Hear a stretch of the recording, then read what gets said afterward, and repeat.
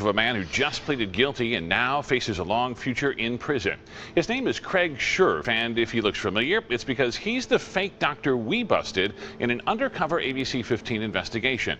Craig Scherf pushed his fraud to a point that led to pure psychological horror and physical danger. He took thousands of dollars from students who trusted him to help launch their medical careers. But investigators later discovered that the man running these clinics was allegedly never licensed to perform any of the procedures he was offering in the first place. By the early 2000s, Craig Scherf had moved through several different industries, opening small businesses to build the image of a successful entrepreneur. Eventually, he found a niche that worked perfectly for him: cosmetic clinics. Med spas gave Craig a way to look important and believable without facing much scrutiny. Most clients were not checking medical licenses or digging through records before appointments. They just saw the clean offices, the framed certificates on the walls, and a man in medical scrubs speaking with absolute confidence.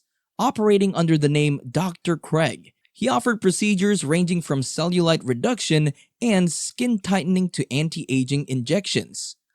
He showed us his certificates and awards. One woman from Scottsdale, Arizona named Marshall first encountered Craig after hearing about cosmetic treatments being offered through his clinic in Arizona. At the time, procedures like vacuum therapy and cellulite reduction were becoming increasingly popular, especially among women looking for non-surgical cosmetic treatments. During consultations, Craig reportedly introduced himself as a physician assistant and emergency medical professional. He said he was a physician's assistant, that he was a licensed EMT, that he did an ER rotation at Mayo Clinic once a month. The problem was, investigators later discovered many of those claims were false. But at the time, Marcia believed him completely. Marcia eventually tried the vacuum therapy treatments herself. Satisfied with her results, she began aggressively referring friends and family. That trust became a massive engine for Craig's business growth, turning his own clients into his best advertisements. Marcia says she spent around $2,000 on treatments, and her friends spent upwards of $15,000. Marcia encouraged him to expand into additional locations outside Arizona. Eventually, Craig opened another operation in Massachusetts inside a salon called Sheer Design Salon. According to ABC News, and it was right here in this small town that Craig Scherf rented space from Sheer Design Salon. And it didn't take long for him to attract new business. If it really worked, I didn't want to be left out. About 20 women later claimed they paid thousands of dollars in cash for treatments requiring multiple sessions. But before those treatments could even be completed, Craig packed up equipment and suddenly disappeared from the area entirely. And about 20 other women felt the same way. These women claim he took thousands of dollars to treat them. And it had to be cash. They say Craig took their money and skipped town before finishing their treatments. For someone like him, earning people's trust was easy, and disappearing afterward was just as easy too. By 2004, concerns surrounding Craig's clinic had already started reaching local investigators and reporters in Arizona. Complaints from former clients were slowly building, and people began questioning whether he actually possessed the medical background he constantly claimed to have. That eventually caught the attention of ABC 15, who launched an undercover investigation into Bella Esprit. He attracts women to a Valley clinic, gains their trust with claims of professional training and credentials. He claims he can make them more beautiful, but his actions have cost women thousands of dollars and put their health at risk. An undercover producer entered the clinic pretending to be interested in cosmetic treatments, while hidden cameras recorded the entire consultation. I have my paramedic's license through the state of Arizona. I've been through all those courses. I've been through the courses with the state of California, Colorado, and also with New Look Surgical Center. Okay. So I've covered every requirement that you can think of. He confidently discussed cosmetic procedures involving cellulite treatments, breast lifts, stomach lifts, and laser services. He sounded extremely comfortable presenting himself as an experienced medical professional. We can do breast lifts, we can do stomach lifts, all kinds of stuff. But once reporters started checking his credentials, they struggled to verify several of the licenses and qualifications Craig claimed to have. While digging deeper into his background, they uncovered something even stranger. Before becoming Dr. Craig, he had already built another identity years earlier inside law enforcement. He showed us his certificates and awards, most of them from his days as a Phoenix police officer. But nowhere does he post this memo from 1992. You impersonated a federal marshal. His official records show that the deception went even deeper than standard police work. According to your personnel file at the police department. What? A federal marshal? That's you, isn't it? It was a closed seal deal, so you can't tell me that. Back in 1989, Craig had worked as a Phoenix police officer after serving in the Marine Corps. His law enforcement career appeared fairly normal. But within only a couple years, supervisors started documenting repeated problems involving dishonesty and questionable conduct. The most severe incident occurred while Craig was working security at an American Express office. Security footage caught him suddenly drawing his service weapon and aiming it directly at the front entrance, despite there being no threat nearby. Another guard, Phil Bradley, looked at the door expecting danger, but the lobby was completely normal. When a supervisor reported the issue to the police department, a mixed-up message initially led a sergeant to think it was just a minor uniform issue, and he told Craig to cover his holster with a coat. But once the department realized Craig had actually drawn his weapon, they launched a full investigation. Craig denied the incident entirely before changing his story to claim he simply could not remember doing it. The department couldn't conclude that Craig had violated multiple policies related to unnecessary weapon use. But even after that investigation, incidents around Craig still kept happening. On February 17, 1991, Craig was involved in another case where he unnecessarily displayed a firearm, this time at a car dealership in Medford, Oregon. A few months later, on June 11, investigators found that he had also used offensive and inappropriate language while speaking to a female victim over the phone. The complaints and policy violations were continuing to pile up around him. Eventually, Craig was dismissed from the Phoenix Police Department and allowed to resign from his position on July 26, 1991. The situation did not end there either. In November 1992, the Arizona Law Enforcement Officer Advisory Council officially voted to revoke his certification as a peace officer. That decision effectively ended his law enforcement career. After leaving law enforcement behind, Craig stayed out of attention for a while. But by 2001, he was already involved in another scheme, this time targeting a woman named Tiffany Lewis. She was 31 years old and had struggled with mental health issues for years. And according to her family, she was emotionally vulnerable and easy to manipulate. To help protect her financially, her parents set up a brokerage account containing around $250,000 for her future and living expenses. Craig introduced himself to Tiffany as a stockbroker and slowly gained her trust. Eventually, he told her about an investment opportunity involving a company called Centec 21 and claimed he could grow her money through it. At some point, Tiffany was convinced by Craig that he was a broker and could help her invest her money. Not long after, Tiffany handed Craig a $200,000 check from her account. Craig deposited the money into one of his own business accounts connected to Scherf Enterprises. Later, he gave Tiffany paperwork claiming the money had been invested in Centec 21, but investigators later discovered the company did not even exist. As weeks passed, Tiffany kept asking Craig for updates and proof showing where the money had gone. But every time she asked questions, Craig avoided giving clear answers. And once Tiffany's parents found out, all the attention quickly turned to Craig. Tiffany's father arranged a meeting with Craig to discuss the investment, but Craig never showed up. After more pressure from the family, he finally agreed to meet them at their home. They demanded records and asked for the money back, but Craig refused to return it or explain where it went. Instead, he handed Tiffany's father a check for only $1,500 despite still owing hundreds of thousands of dollars. Craig kept insisting he knew what he was doing and claimed he had made millions through investments before. But legal documents later revealed a darker side to the manipulation, showing that Craig had also given Tiffany unauthorized prescription drugs. Craig knew very well that Tiffany was sick. He brought the medication to her. He brought her medicine? Prescription medicine? Yeah. According to this Maricopa County lawsuit obtained by the ABC 15 investigators, Craig not only defrauded Tiffany Lewis, but he also gave her prescription medication, which landed her in the hospital. By late 2002, the Lewis family officially threatened legal action if the money was not returned. Craig still refused to pay it back, so the case eventually went to court. The court ruled that he owed Tiffany the full amount along with additional damages.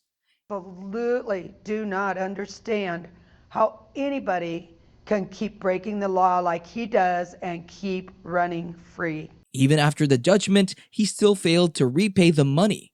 Years later, the debt reportedly grew to around $390,000 after the judgment was refiled in 2009.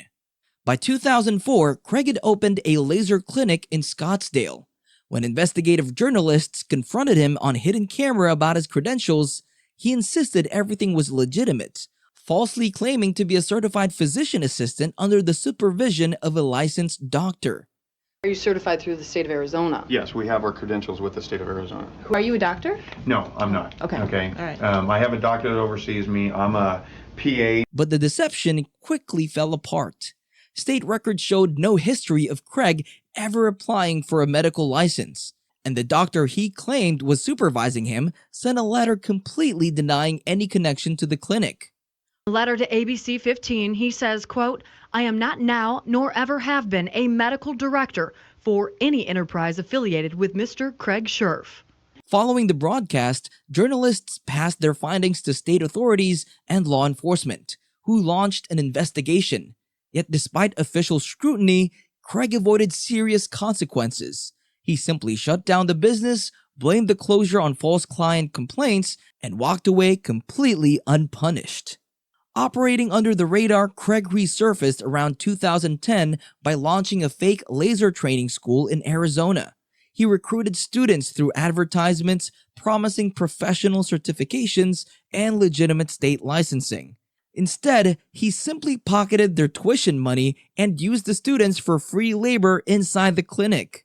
To keep the illusion alive, Craig covered the walls of the building with framed certificates, advanced degrees, and a counterfeit doctorate. He even claimed an official connection to the reputable Rocky Mountain Laser College. But investigators quickly discovered the school had no record of him, concluding that Craig had entirely fabricated the credentials and companies himself. The laser school's scheme did not last very long before Craig moved on to a completely new venture, this time inspired by major events happening throughout the country at the time. In 2010, Arizona legalized medical marijuana, but the rules around cannabis shops and distribution were still confusing. Craig quickly spotted the loophole in the system to launch a new scam. In 2011, he opened a cannabis business called Yoki Ama in Arizona. The operation presented itself as a wellness-focused marijuana club helping patients manage pain and medical conditions naturally. The websites talked about medicine, herbal treatment, and patient care, while Craig once again surrounded himself with impressive-sounding medical backgrounds and credentials that investigators later struggled to verify. But for regular customers walking in, the business still looked legitimate enough. Craig used a specific loophole to work around Arizona's marijuana laws. Customers paid for a club membership, and after joining, they gained access to marijuana products described as complimentary benefits instead of direct sales. Undercover detectives launched an investigation to see how the operation actually worked, repeatedly visiting the club locations.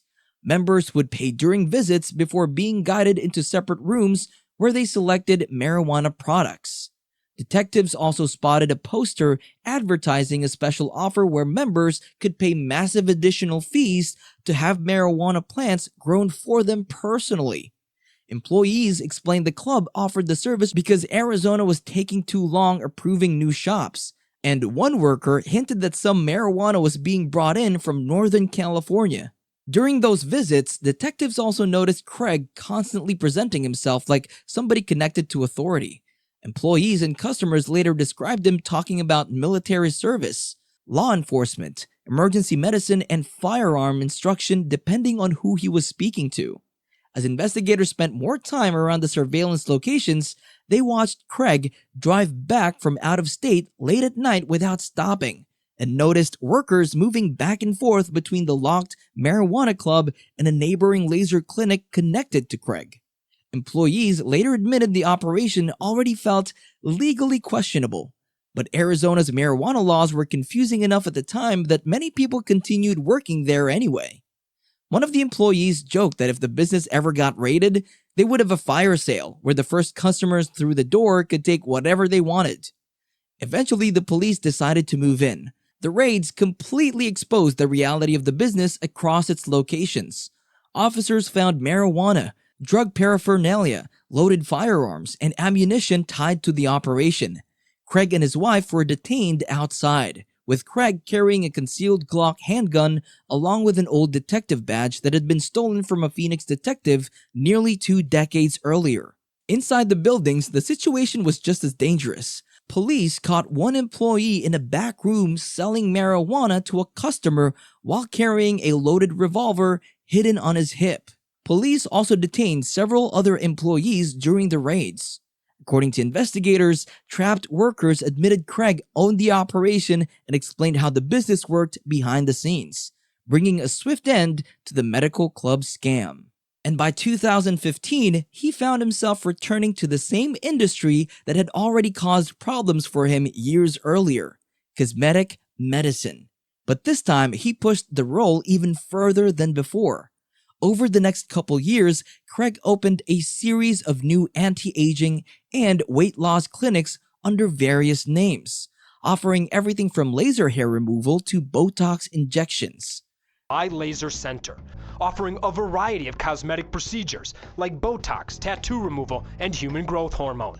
The offices appeared modern and organized. Promotional material advertised cosmetic expertise and medical style services. Groupon deals brought in large numbers of customers searching for cheaper cosmetic treatments compared to traditional medical spas. During consultations, Craig routinely custom-built his medical history depending on who he was talking to. Some patients recalled him claiming years of reconstructive surgery experience, while others were told stories of military medical service overseas and advanced emergency medicine. But eventually, the professional illusion fell apart when his patients started noticing things that didn't feel normal. One of those patients was a man named Mario de la Casa. Mario visited one of Craig's clinics for Dysport injections, designed to reduce facial wrinkles. During the procedure, he immediately noticed unusual swelling forming near the injection site after Craig injected one side of his face. Craig assured him the swelling would disappear quickly, but the condition only grew worse as dark spots began developing across Mario's face. He's not a man, he's a monster, and this monster needs to go to jail. He's harming people. It certainly wasn't Botox, or it wasn't Dysport, or certainly, I don't know what the hell it was. When Mario contacted Craig afterward explaining the injuries, Craig reportedly suggested using a household vacuum cleaner against his face. He says that when you go home, put a vacuum cleaner thing on your face as well, actual vacuum cleaner, and suck on your skin, pull on your skin, because that's going to create circulation. To put a vacuum cleaner on my face. The advice sounded so bizarre that Mario later began seriously questioning whether Craig was qualified to perform the procedure at all. And he was not the only patient reporting problems. Another client, Sharon Kirby, initially believed his polished claims before realizing she had been conned. Looking back, she remembers the reported fake physician boasted about his credentials, saying that he was a doctor in Afghanistan, a Navy SEAL, and studied Eastern medicine. I think it was here, here, here, and then by my eyes, so 8 places. By 2017, complaints surrounding Craig's clinics had grown large enough that ABC 15 launched another undercover investigation into him, this time led by investigative reporter Dave Biscobing. They waited in the parking area until Craig arrived and moved in to approach him. But Craig still managed to briefly get away by using the elevator, and that was where the questioning about his new clinic started getting intense. Dr. Craig, I'm Dave Biscobing with ABC 15. Hold on, I'm on the phone. It's not Dr. Craig, it's Craig. Okay. Heard you write Dr. Craig on people's business cards. What's it? You've written Dr. Craig on people's business cards. Yeah, that's what people call me because I'm a laser tech, and that's what I do. So, You're doing Botox. No, I'm not. We have undercover video of you doing Botox. He spoke about injections and cosmetic procedures with complete confidence. I do laser procedures. Are you licensed to do laser procedures? Yeah. Not in Arizona, you're not. Yeah, I am. We've been licensed. They license the machines, and our machines are licensed. You need to be licensed to do it. We are. Just come show me your license. We don't care. The license are on state with the state. They're not. I checked your name. Once ABC 15 gathered enough undercover footage, investigators decided it was time to confront Craig directly about the clinics, the cosmetic procedures, and the medical claims he had been making to patients. Investigators already possessed undercover footage showing him discussing injections and cosmetic procedures directly with patients inside the clinic. I've been doing this for 19 years on the cosmetic side, so I've seen people like you a lot. Don't worry about it. You're not the first. I have a couple girls that they're coming back for like the third or fourth time. If you want to sit in and watch them, they have no problem with people watching because I've done it before. When reporters confronted Craig with that information, he still denied performing Botox procedures. So everyone's a liar. Everyone's a liar? I'm not saying anybody's a liar. Well, why did she say you put a needle in her? Craig allegedly used the identities or credentials of licensed medical professionals without proper authorization while operating the clinics. The state later said some victims had to visit actual doctors afterward because of concerns about their health and the treatments Craig performed. And after people started finding out about the scams and fake procedures, Craig suddenly shut the clinic down and left a note taped to the front door. On March 19, 2017, police arrested Craig at one of his own coffee shop in Arizona called My Cup of Joe. He spent several months inside Maricopa County Jail. One of the inmates housed with him during that time was a man named Brandon, who later spoke with investigative reporter Dave Biscobing about the stories Craig kept telling behind bars. He said that he was in there for a false business license. None of it was his fault, and it was just basically somebody missed an insurance payment, and he made it sound like. According to Brandon, Craig claimed ABC 15 only investigated him because of an alleged ex-girlfriend who supposedly worked there. He told Brandon that he briefly dated one of the producers and later ran into her at a grocery store while wearing a shirt connected to his business. But ABC 15 later confirmed that none of their producers ever had a romantic relationship with Craig. Said that, I think it was dated, one of the producers briefly, that he ran into her in a grocery store and he had his work shirt on and she seen the name of the business and then they didn't end things. Brandon also said Craig constantly lied about military service and medical careers while in jail, continuing many of the same stories he had told for years outside of it. While describing him, he said that he got out of the military, it was after 27 years, I want to say like 2013 or something. He'd done all sorts of special operations with like the Navy SEALs. This is the best one. He said they were on a mission and he was like peeking around a corner and he got shot, went in right here and then it like did a circle around his head and came out the other side. Oh, wow. And I'm looking at his head, I'm like, you don't even have a scar from him. Yeah, I had like 20 surgeries, By the time Craig entered court, prosecutors had charged him with 29 crimes, including unlawful practice of medicine, fraud-related charges, fraudulent schemes, and illegal control of an enterprise. Between the undercover footage, victim testimony, business records, and contradictions in Craig's own stories, investigators believed they had enough evidence to finally bring everything down.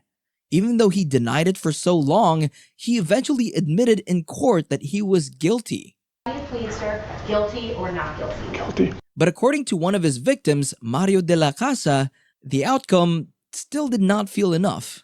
I'm not pleased. I'm not satisfied. I won't know what I'm feeling until the day of sentencing. After pleading guilty to 2 felony charges connected to fraud and illegal medical practices, Craig was sentenced to prison followed by probation. But after his release, Craig started rebuilding his life again. But the path appeared very different from the businesses and fake professional identities tied to his past. By late 2023, he had earned several new certifications and training programs. In September, he completed a culinary arts program, and just a few weeks later, he earned a ServSafe Food Protection Manager certification, allowing him to officially work in food service. Craig also completed training in lock zone administration and later finished a 72-hour program to become a certified peer support specialist. It seemed like he was genuinely trying to gain the qualifications needed for a more stable direction in life. Now it looks like he's finally trying to rebuild his name the right way. Unlike before, when fake certificates and made-up professions were what he used to gain people's trust and take advantage of them. He did become successful as a scammer. He made good money, and for years he managed to convince people to believe him. But always remember that the truth always comes out. No secret stays hidden forever. So before Craig starts fixing your face with a vacuum cleaner, make sure to subscribe.